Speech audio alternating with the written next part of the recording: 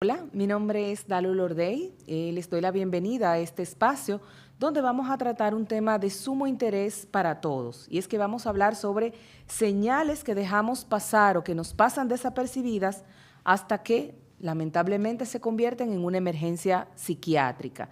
Luego de la pandemia, pues gran parte de la problemática de salud que implica o que tenemos las personas tiene que ver con salud mental. Y en este caso vamos a tener esta conversación con dos especialistas del área de la psiquiatría que pertenecen al equipo de neurotraining, con quienes vamos a sostener un diálogo acerca de casos específicos y de señales que a veces subestimamos, que vemos en el día a día y que pueden ser la diferencia entre abordar una situación a tiempo y que se convierta entonces en una emergencia. Contamos con la presencia del doctor Yamil Peña, psiquiatra, al que le voy a pedir que por favor se presente antes de que empecemos a abordar nuestra temática del día de hoy. Hola, bienvenidos. Mi nombre es el doctor Yamil Peña, psiquiatra de adultos y tercera edad. Muchísimas gracias, Yamil. La primera pregunta es, ¿a qué vamos a llamar una emergencia psiquiátrica? ¿Cuándo nosotros podemos saber que las conductas o las cosas que están sucediendo con alguna persona, especialmente con un adulto mayor, nos pueden indicar que hay una situación a la que debemos abordar, a la que debemos darle asistencia de manera inmediata? Lo más importante es que se sepa que emergencia es severidad, que hay un riesgo de que la persona sea un daño para sí mismo o para los demás. Y las emergencias psiquiátricas no son diagnósticos, sino son síntomas que se han ido empeorando hasta que se convierten en graves, severos. ¿Qué tipo de conductas o qué tipo de situaciones podemos observar que nos digan, aquí hay un problema, aquí hay una situación que tenemos que abordar antes de que se ponga peor? Empezando con un ejemplo de un adulto mayor. Algo muy frecuente puede ser una depresión severa, que el adulto mayor le baje mucho el apetito y que esté muy poco activo, que no interactúe y que empiece a mostrar síntomas depresivos severos hasta llegar al síntoma de no quiero vivir. No necesariamente me quiero morir. O sea, yo quiero que no amanezca mañana, que Dios me lleve. Eso ya es un síntoma de lo que son más severos, que es ideas suicidas en el contexto de una depresión De una severa. depresión severa. Vamos a leer un caso que probablemente muchos de nosotros hemos visto en nuestros adultos mayores, en nuestros abuelitos, en nuestros padres. Dice, mi padre nunca había sido violento. Podía ser intenso, podía querer muchas cosas, pero no agresivo. En estos días, cuando lo he ido a visitar, lo he notado distinto. Estaba más irritable, cualquier cosa le molestaba, dormía poco, pero decía que no tenía sueño y que todo estaba bien. Empezó a responder mal a cuando se le preguntaba o se le solicitaba algo, estaba más reactivo y nosotros lo justificábamos. Es la edad, con el tiempo las personas se van poniendo así, está un poquito más rebelde o no quiere hacer las cosas que le estamos indicando, etcétera. Pero un día de la nada explota y entonces tiene una reacción, tiene unas conductas que empiezan a ser completamente fuera de lo normal.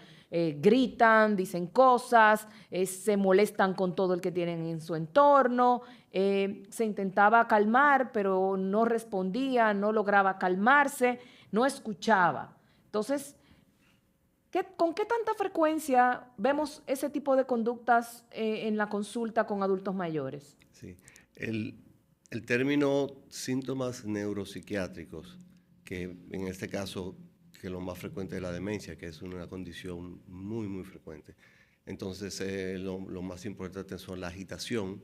Puede haber una agitación simplemente que es como si fuera una ansiedad, inquietud, pero ya puede haber una agitación que sea con síntomas de irritabilidad severa, de violencia, de agresión. También puede ser que sea una depresión severa como parte de esa demencia. puede ser que sea síntomas de delirante, que dice que mi pareja me está haciendo infiel, que se quieren meter los ladrones, que son eso, pues, ya sea paranoia, alucinaciones. Esos son síntomas ya bien severos de la demencia. Ahí entran, por ejemplo, el tema de que se me pierden las cosas y digo que me los Exacto. robaron o que me están escondiendo las Muy cosas frecuente, muy o frecuente. que la persona, por ejemplo, que está en el servicio o que tiene Eso. apoyo en la casa no es de fiar. Ese tipo de cosas Sí, entran dentro de esa muy, muy sintomatología. frecuente, muy frecuente. Que Mm. se puede menospreciar. Se puede decir que pues, se ve que está un poco miedosa porque el servicio es nuevo, pero no, no es que está miedosa, es que está en lo que se llama paranoia. Entonces, en ese caso, ¿cuál sería los pasos que una persona o que un familiar debería tomar para poder empezar a abordar este caso? ¿A dónde debe dirigirse primero? ¿Debe ir primero al psiquiatra? ¿Debe ir a donde otro especialista? ¿Cuál sería el proceso que debe llevar una persona para poder abordar estos casos? Sí. Si hay un diagnóstico que no se ha hecho de demencia, que puede ser que no sea con la clara eh, afección de la memoria, entonces sería un psiquiatra, idealmente un psiquiatra de tercera edad. Pero si es síntoma solamente de la memoria, puede ir inicialmente a un neurólogo. En este caso, eh, además del abordaje del neurólogo, por ejemplo, si entendemos que eso pudiera ser quizás alguna señal de algún tipo de demencia, si es que no había dado ninguna manifestación, el psiquiatra, ¿qué otro profesional o qué otros elementos tendríamos que tomar en cuenta a la hora de intervenir a ese paciente? Muy importante, el geriatra, porque puede ser que sea una condición que sea, por ejemplo, una infección de orina, te puede dar síntomas de psiquiátricos. Una infección de Sí, orina, sí, doctor. exacto. Es una predemencia, que la persona no tiene ningún tipo de síntomas psiquiátricos. Y eso detona en el cerebro. Ya es muy complejo el mecanismo, pero eso puede pasar. Una neumonía, una gripe, hasta una constipación. O sea, pero ya esos son, mientras más avanzado es el caso de la demencia, entonces más susceptible de cosas ya pequeñas que le pueden detonar los síntomas severos. ¿Cómo pudiera un familiar distinguir entre una simple respuesta de rebeldía o de negación o de terquedad, ¿no? Como muchas veces le llamamos, a un proceso que realmente necesita ser atendido de manera especial? Sí, casi siempre es una comparación de ya en la forma de ser de esa persona, porque si es una persona que siempre ha sido cascarrabia y que ahora está más o menos a un nivel, pero hasta esa persona, si ya los síntomas son más, más claros, más severos, más agudos, más estridentes, entonces ese cambio, ya entonces se puede decir, hay algo raro. Ya, él era más o menos así, irritable y peleón, pero ya es algo que es fuera de control, que es una agitación fuera de control. Y puede pasar lo contrario, de repente puede ser una persona que era muy activa, que era muy jovial, que le gustaba socializar y que entonces se ponga más Exacto, retraída, menos activa, etcétera. También se exacto. da Sí, de la sí. forma Claro, contraria, porque entonces en ese caso usted dice que puede haber una depresión. una depresión. Esos son como los dos Sí, elementos más. el cambio, ya sea para cualquier, ya sea de exageración de algo o cambio a la poca interacción o cambio de apetito, del sueño, cualquier cosa que no sea lo usual de esa persona. ¿Qué pudiera constituir una situación de riesgo para ese adulto mayor? El riesgo puede ser que la agitación misma haga que se caiga y se le rompa la cadera. Puede ser que esa depresión haga que no coma y que entonces viene problemas de que se le baja el potasio o que después comienza a hacer una anemia poco a poco o que la misma depresión o los síntomas de alucinación hacen que el paciente se vaya a hacer daño e inclusive que se caiga por una escalera o hasta se salga de noche si la puerta no está bien cerrada. O sea, pueden ser muy riesgosos. ¿Qué tipo de alucinaciones pudiera tener un adulto mayor? Lo lo más frecuente es que escuche voces, pero puede ser que vea cosas, que eso es más severo todavía. Ok. Que vea cosas, Mm, personas. Personas, animales, eh, como insectos, mosquitos, cualquier cosa de eso. Ok, ok. Doctor, ¿cómo podemos discriminar, cómo podemos darnos cuenta que ya esa persona necesita una atención mucho más cercana, más especializada, que ya no necesariamente sea solo lo que sucede en casa, sino que tenga que tener otros elementos para el abordaje? Simplemente cuando se ve esa diferencia, de ese cambio en comportamiento, en actitud, en personalidad. Hay personas que, pero que esta persona no es así, ahora está haciendo esto y esto. Ese cambio, no asumir de que es algo mínimo, sino asistir al especialista. ¿Esos cambios de personalidad son solamente de tipo psiquiátrico o tiene que haber otros elementos que se tengan que validar o que confirmar con algún otro especialista para poder determinar la naturaleza de esos cambios? Es parte de lo mismo. Es es un cambio relacionado con la personalidad que esa persona tiene.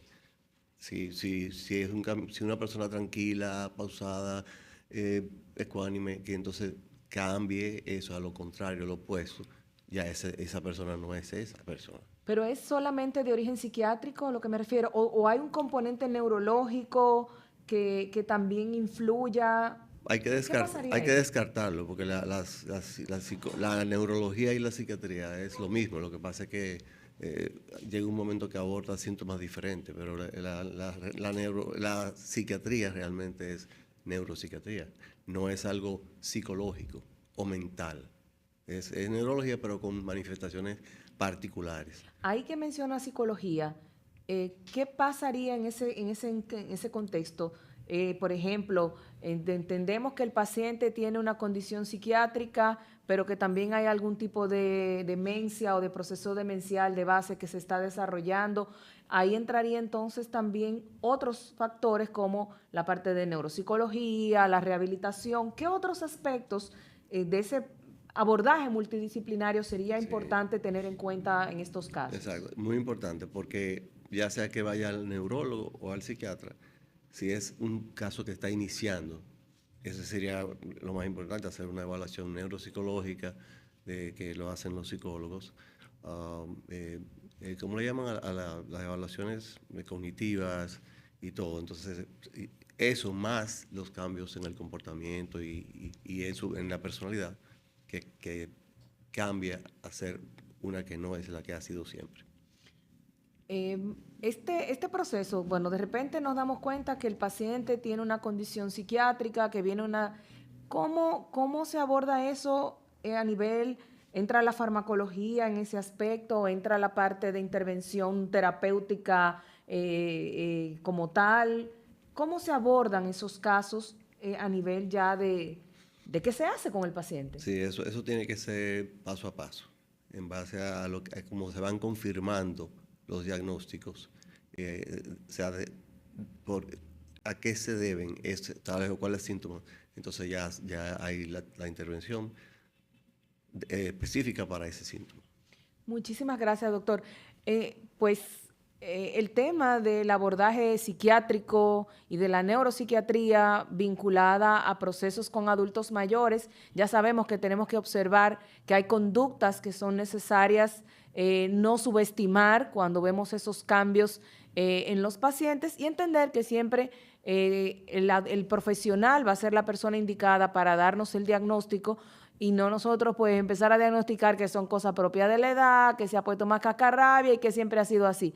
Ojo con eso para que podamos tener realmente el cuidado y la atención que requiere ese adulto mayor ante alguna situación diferente dentro de su comportamiento. Continuamos con nuestra conversación sobre temas de psiquiatría y emergencias psiquiátricas. Iniciamos pues viendo un poco todo lo que tenía que ver con emergencias y con adultos mayores, pero ahora vamos a cambiar un poco la tonalidad y vamos a hablar sobre personas jóvenes y adultas.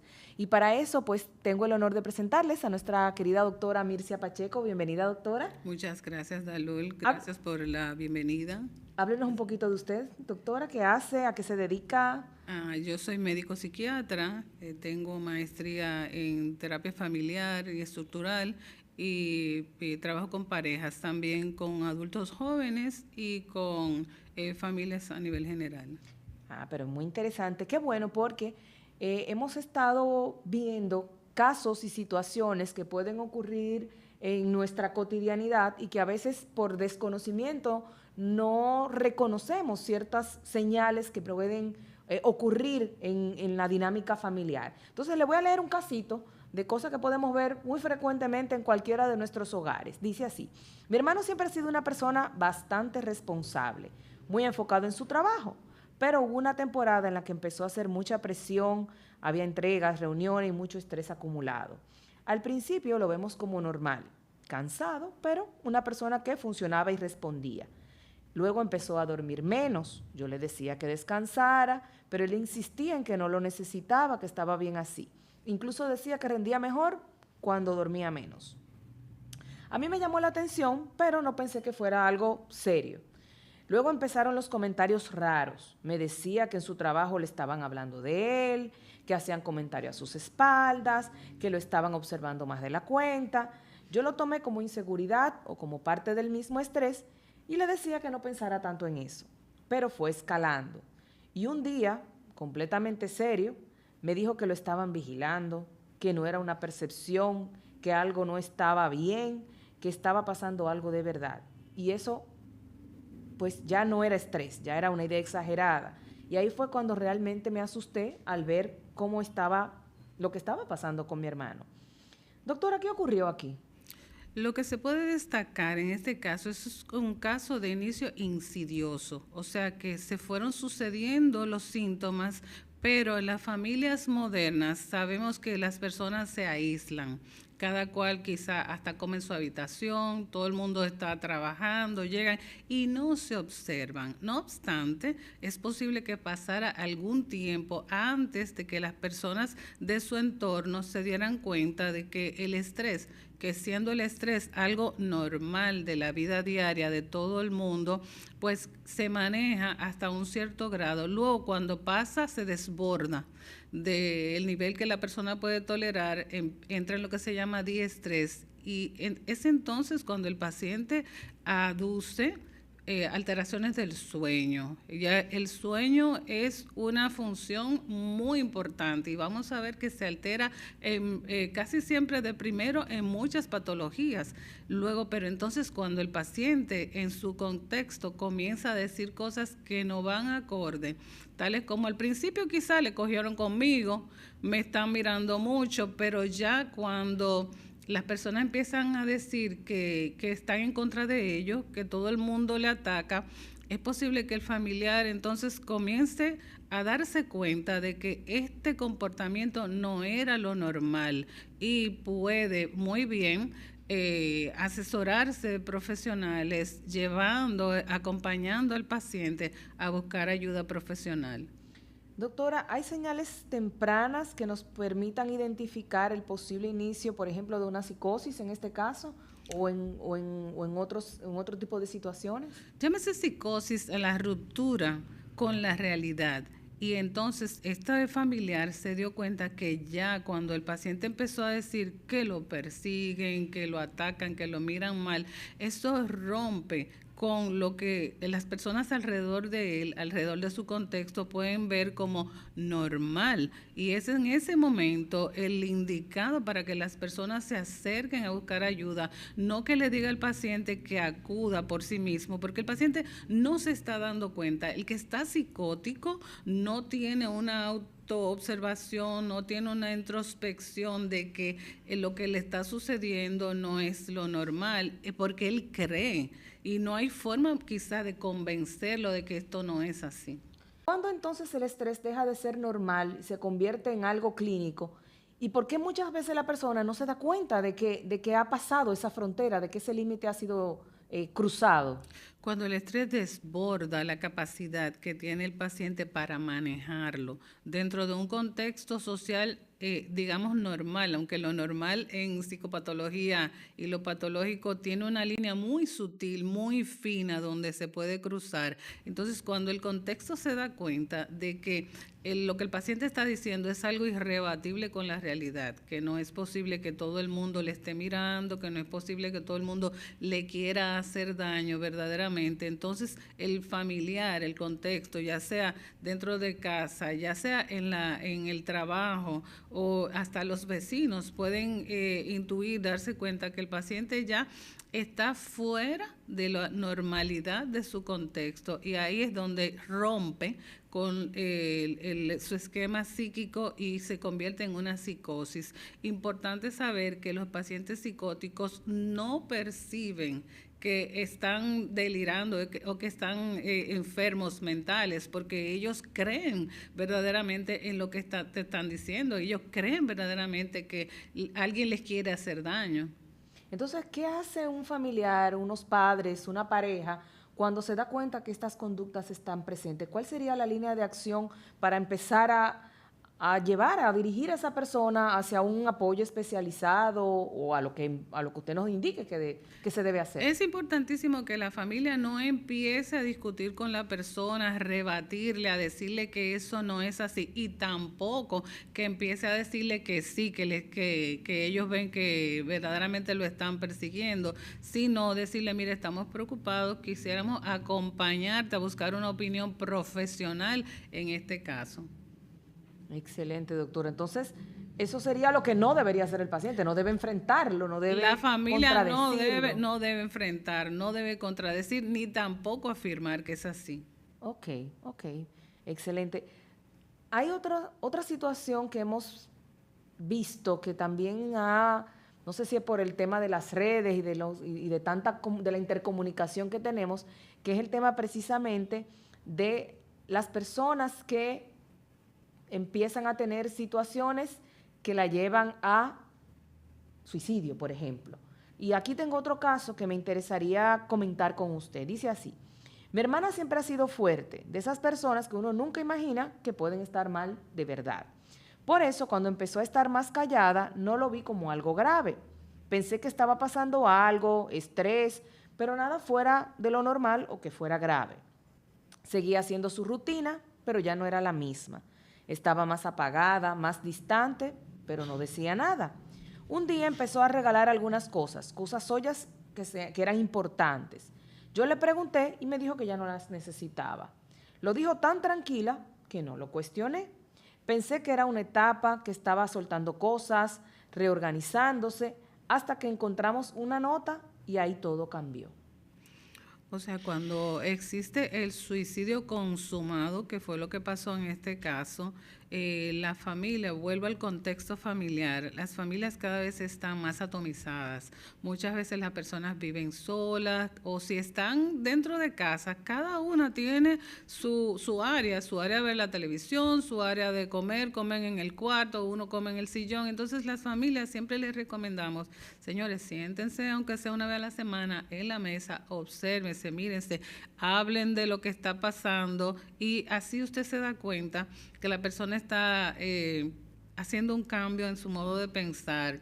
A veces las depresiones son encubiertas. Hay personas que enmascaran la depresión, pero si tú conoces a alguien y sabes cuál es su estilo de vida, qué piensa, y de repente esa persona comienza, por ejemplo, a regalar sus cosas, es una forma de desprenderse de sus cosas importantes. Eso es llamativo, llama la atención. Hemos tenido casos de personas que sí, que regalan el carro, que regalan las llaves de su apartamento, se la dan a alguien. Tuvo una muchacha pobre que le regaló su tanque de gas a la vecina. O sea, son cosas que llamarían la atención. Entonces, eso es una forma que, aunque usted piense que no va a ocurrir un suicidio, yo tuve un caso donde la vecina se dio cuenta que la joven estaba diferente y estaba triste, había dejado de ir a la universidad y se lo comunicó a la mamá y ella dijo, son cosas de ella, y la chica se dio un tiro en el corazón. Oh, wow. Entonces la mamá decía, lamentándose, que la vecina me lo dijo, o sea, y la mamá no se perdonaba que ella no se hubiera percatado. Y voy entonces a la siguiente pregunta. ¿Qué hacemos cuando sí nos damos cuenta y cuando sí vemos las señales? ¿Cómo abordamos eso de manera que no, qué sé yo, que no provoquemos que se acelere el proceso o que realmente la persona pueda entender o podamos nosotros entender qué está sucediendo? No hay que tener temor en acercarse y preguntar directamente.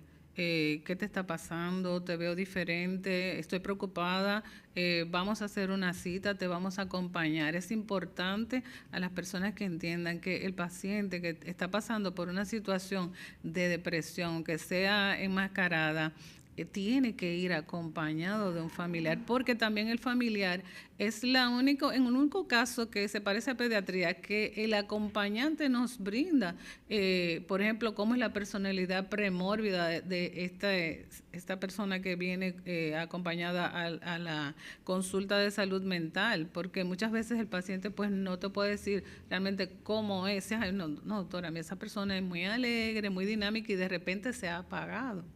¿Y en qué momento esa ya deja ya de ser una conversación como esa y se convierte en una emergencia que hay que intervenir sí o sí? Sí, bueno, cuando se trata de una urgencia, una emergencia, entonces ahí no es cuestión de convencer a la persona, es cuestión de que haya por lo menos 2 personas o alguien en quien confíe mucho, que haga la cita y que le acompañe a la consulta de salud mental. Y algunas veces, ya en otros casos, donde hay peligro de la vida de la paciente, pues muchas veces hay que intervenir con un equipo que vaya y cede al paciente y lo traslade. Ok.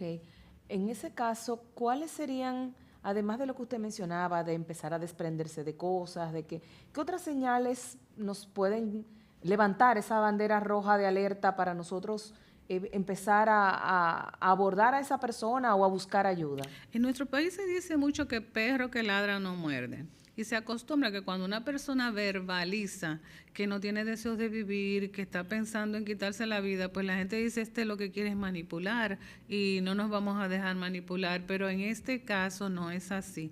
Casi siempre la persona que verbaliza que no tiene deseos de vivir o que se va a quitar la vida, casi siempre lo hace. Y en nuestro país cerca de 600 personas se quitaron la vida hace apenas un año. 600, Sí. Wow, es mucho. ¿Y por qué alguien que estaba mal puede ser o parecer repentinamente tranquilo, ecuánime, etcétera? ¿Eso es una mala señal? ¿Es una buena señal? ¿Es una señal de alerta? Es una señal de enmascaramiento del cuadro. Esa persona está tratando de no traducir lo mal que se está sintiendo, pero muchas veces no tenga miedo de acercarse, de preguntarle, decirle estoy preocupada o estoy preocupado por ti, te hemos observado y queremos llevarte, hay que entender, no manden al paciente solo, acompáñelo. ¿Qué tiempo puede pasar desde que veamos esas señales o en qué tiempo se puede gestar una situación como esa en una persona? Es muy diverso porque hay personas que vienen arrastrando esas ideas casi desde la niñez. Hay personas que te dicen, yo estoy intentando quitarme la vida desde los 12 años. Lo he intentado varias veces. La primera vez lo intenté así. A veces encuentran los medicamentos que usan los adultos y se los toman. Algunas veces se lo toman y se quedan callados y ven que no se murieron. Y luego van escalando en cuanto a la forma de intento de que... y hasta que muchas veces logran conseguirlo. Otras veces hay intentos que son suicidios frustrados, personas que se tomaron una sobredosis que es mortal, pero si la familia logra llevarlo, la persona puede mejorar. Lo que no se puede, que no tiene vuelta atrás, son algunos intentos o suicidios consumados con duros, como son las armas de fuego, lanzarse al vacío. Eso ahí casi siempre los hombres usan ese tipo de metodología que muchas veces no es posible recuperar la vida del paciente. ¿Hay alguna diferencia entre cómo se dan esas sintomatologías o esas señales entre hombres y mujeres? Sí, los hombres suelen tener el suicidio consumado más veces, por eso mismo, porque usan métodos duros. En el 80% de los casos de suicidio consumado son en masculinos. Las mujeres lo intentan más, pero usan métodos como cortarse las venas o tomar sobredosis. En ese caso, pues, a través de la medicina, cuidados intensivos, pues se logra que la persona se recupere y en la gran mayoría de las veces, con una buena intervención, la persona recupera el deseo de vivir. La depresión se cura. La gente cree que la depresión no se cura, pero sí se cura. ¿Qué otros profesionales, qué otro equipo interdisciplinario tendría que intervenir en casos como estos? Sí, la salud mental depende de un equipo, no es solamente el psiquiatra. El psiquiatra es el médico que trabaja en prevención, en diagnóstico, en medicación y en rehabilitación, pero el equipo se conforma con psicólogos, terapeutas, hasta fisioterapeutas intervienen en la recuperación de una persona. Neurología, Claro, porque rehabilitación. trabajamos sobre la misma base, que es el sistema nervioso. Excelente. Una última recomendación, doctora Pacheco.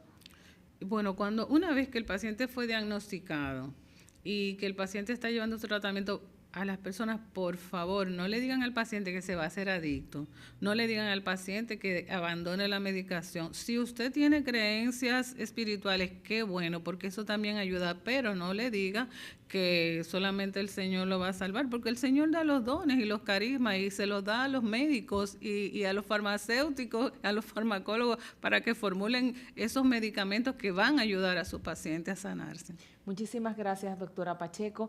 Y a todas las personas que nos ven, si quieren más información sobre este y otros temas, pueden seguirnos en los diferentes canales por YouTube como neurotraining.do, en las redes sociales o en nuestra página web, porque la salud mental es una prioridad para todos y poder entender esas señales y poder actuar a tiempo hace la diferencia en incluso conservar la vida de las personas. Muchísimas gracias por estar con nosotros en este espacio.